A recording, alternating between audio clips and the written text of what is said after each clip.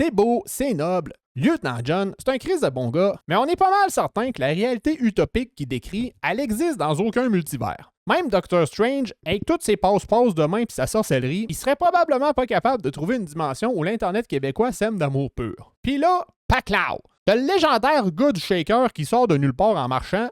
Lui, depuis qu'il a vendu ses restos à Famille Salvatore, il a visiblement beaucoup de temps libre entre deux bouchées de spaghettis. Il débarque pour donner son opinion, puis il compare toute cette histoire de chicane-là à se toucher devant les réseaux sociaux. Il rajoute que c'est un peu dégueulasse, puis que c'est un genre d'affaire qu'il faut pas faire. On a droit ici à une méchante métaphore qui vient absolument tout mêler la patente. On l'avait pas vu venir, celle-là. Finalement, dans la catégorie j'ai rien compris au meeting, t'as Spartiate des Bois qui rentre dans la conversation en offrant à François de manger des freins. D'après moi, le pauvre gars, il essaie juste de demander de l'aide à François pour faire une job de break sur son char. Il va être crissement déçu d'apprendre que l'ex-dragon, il est pas mécanicien. Pendant ce temps-là, François, il lâche pas le morceau. Il est tranquille encore dans son petit live, la bouche pleine de maïs soufflé sucré, puis il décide de nous surprendre avec la citation de la semaine. Tous les losers des réseaux sociaux ont une opinion sur moi. Puis en plus, il fait du profilage assez ricole. Il tient à préciser que c'est impossible que Lewis aille acheté de son sirop d'érable dans le passé pour l'encourager, parce que le père de Lewis fait lui-même du sirop d'érable. C'est le genre d'enquête de cabane à sucre qu'on pensait pas avoir droit aujourd'hui. Puis bang! L'invocation est faite.